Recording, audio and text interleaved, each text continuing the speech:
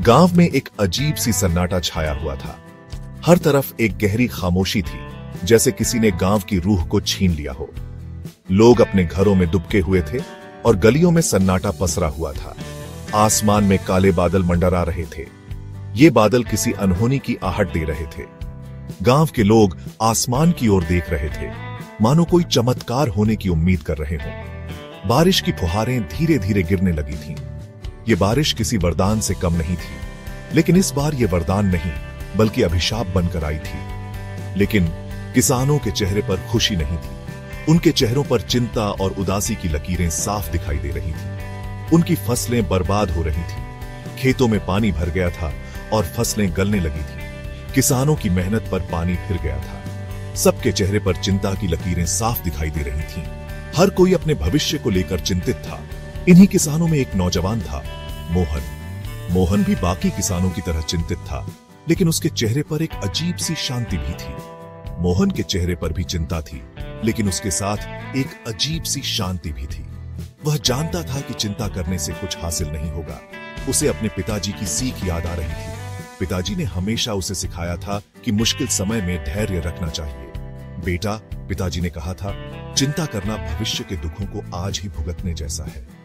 उन्होंने कहा था कि चिंता करने से समस्याएं हल नहीं होती, बल्कि और बढ़ जाती हैं। मोहन को समझ नहीं आ रहा था कि वह क्या करे। वह अपने पिताजी की बातों को याद कर रहा था, लेकिन उसे कोई रास्ता नहीं सूझ रहा था। उसे अपनी फसलों की चिंता हो रही थी, लेकिन वह जानता था कि चिंता से कुछ हल नहीं निकलेगा। उसने ठान लिया कि वह हार नहीं मानेगा और किसी न किसी तरह से इस समस्या का हल निकालेगा। मोहन ने अपने दिल में एक नई उम्मीद जगाई और अपने खेतों की ओर बढ़ चला। मोहन ने देखा कि गांव के लोग चिंता में डूबे हुए हैं। उनके चेहरों पर चिंता की लकीरें साफ दिखाई दे रही थीं। हर कोई अपने भविष्य को लेकर अनिश्चित था और उनके दिलों में निराशा का साया मंडरा रहा था। वे सब कुछ खो चुके हैं, ऐसा सोचकर दुखी हो रहे हैं। उनकी मेहनत की फसलें बर्बाद हो चुकी थीं और अब उनके पास कोई उपाय नहीं बचा था। हर कोई अपने परिवार की चिंता में डूबा हुआ था। मोहन ने ठान लिया कि वह लोगों को यह समझाएगा कि चिंता करना व्यर्थ है। उसने सोचा कि अगर वह उन्हें सही दिशा दिखा सके तो शायद वे अपनी स्थिति को सुधार सकते हैं। उसने अपने मन में एक योजना बनाई और उसे अमल में लाने का निश्चय किया। भाइयों, मोहन ने ऊंची आवाज में कहा, हमें एकजुट होकर इस समस्या का सामना करना होगा।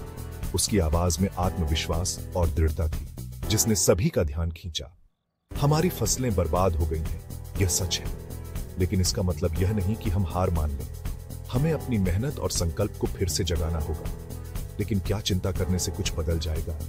क्या हम अपने दुख और निराशा में डूबकर कुछ हासिल कर सकते हैं? नहीं, हमें अपने आप को संभालना होगा और आगे बढ़ने का रास्ता खोजना होगा। क्या हम बीते हुए कल को बदल सकते हैं? मोहन को बचपन की एक घटना याद आ गई। वह अपने पिताजी के साथ जंगल गया था।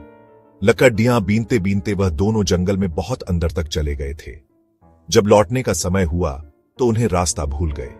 शाम ढलने लगी थी और जंगल में अंधेरा छा गया था। मोहन डर गया था। उसे समझ नहीं आ रहा था कि वह क्या करे। पिताजी, हम क्या करेंगे? मोहन ने घबराकर पूछा। चिंता मत करो बेटा, पिताजी ने प्यार से कहा, हमें कोई ना कोई रास्ता जरूर मिलेगा। मोहन और उसके पिताजी जंगल में घंटों भटकते रहे।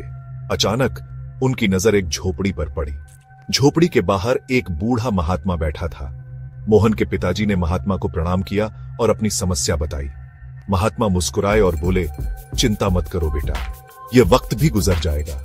महात्मा ने उन्हें रात के लिए अपनी झोपड़ी में आश्रय दिया। सुबह होते ही उन्होंने मोहन और उसके पिताजी को जंगल से बाहर निकलने का रास्ता दिखाया। समय का पहिया। मोहन को महात्मा की बात हमेशा याद रही। यह वक्त भी गुजर जाएगा। उसने महसूस किया कि जीवन में सुख दुख आते जाते रहते हैं। जैसे दिन के बाद रात आती है, वैसे ही अच्छे समय के बाद बुरा समय भी आता है। लेकिन महत्वपूर्ण यह है कि हम परिस्थितियों का डटकर सामना करें। हमें निराश नहीं होना चाहिए। मोहन ने यह भी समझा कि चिंता करना एक तरह से उस दुख को बढ़ाना है जो अभी आया ही नहीं है। सेक्शन 6, सूखे कुएं का सबक। एक बार मोहन के गांव में सूखा पड़ गया। कई महीनों से बारिश नहीं हुई थी और खेत सूख गए थे। फसलें बर्बाद हो गई थीं और जानवर भी प्यासे थे। कुएं सूख गए थे और लोगों को पीने के पानी के लिए भी तरसना पड़ रहा था। लोग घबरा गए थे। गांव के सभी कुएं और तालाब सूख चुके थे। वे सोच रहे थे कि अब क्या होगा। हर कोई चिंतित था और गांव में निराशा का माहौल था। लोग इधर उधर भाग रहे थे, लेकिन कोई समाधान नहीं मिल रहा था। तभी मोहन ने उन्हें समझाया, चिंता करने से कुएं में पानी नहीं आ जाएगा। हमें मिलकर कोई उपाय खोजना होगा। मोहन ने कहा कि अगर हम सब मिलकर काम करें तो हम इस समस्या का हल निकाल सकते हैं। हमें मिलकर कोई उपाय खोजना होगा। मोहन की बात सुनकर लोगों को हिम्मत आई। उन्होंने मिलकर एक योजना बनाई और काम शुरू किया। मोहन की बात सुनकर लोगों को हिम्मत आई। उन्होंने सोचा कि अगर हम सब मिलकर काम करें तो हम इस समस्या का हल निकाल सकते हैं। उन्होंने मिलकर एक नया कुआं खोदा।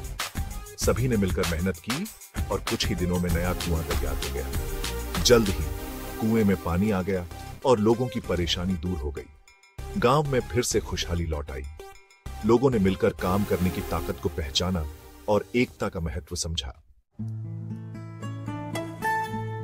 सेक्शन 7, वर्तमान में जीने की कला। मोहन ने अपने जीवन में यह सीखा था कि चिंता भविष्य का कर्ज है जिसे हम वर्तमान में चुकाते हैं। वह हमेशा लोगों को यही सलाह देता था कि वे वर्तमान में जीना सीखें। जो बीत गया उसे भूल जाओ।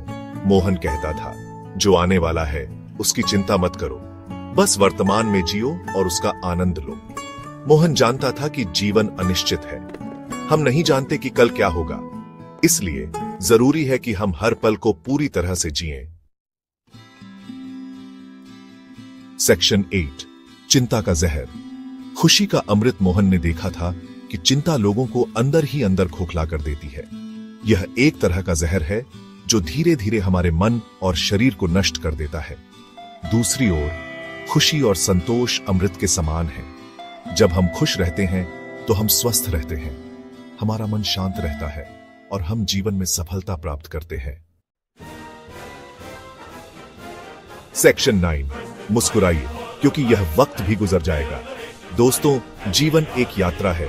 इस यात्रा में सुख दुख, हंसी गम, सफलता असफलता सब कुछ आता है, लेकिन हमें कभी भी हिम्मत नहीं हारनी चाहिए। हमें हमेशा याद रखना चाहिए कि यह वक्त भी गुजर जाएगा। इसलिए चिंता छोड़ो, मस्त रहो और जीवन का आनंद लो। मुस्कुराइए क्योंकि यह वक्त